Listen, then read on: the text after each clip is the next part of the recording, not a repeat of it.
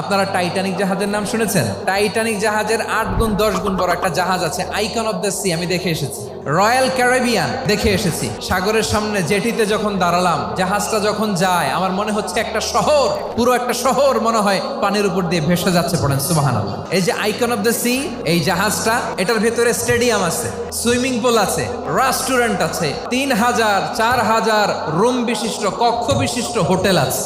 এই সবগুলোর নিয়ে এগুলো চলে সাগরের দোলার মধ্যে, জলোচ্ছ্বাসের মধ্যে। এই সাগরের ভেতরে এই জাহাজগুলোর ভাষায় রাখছে কে?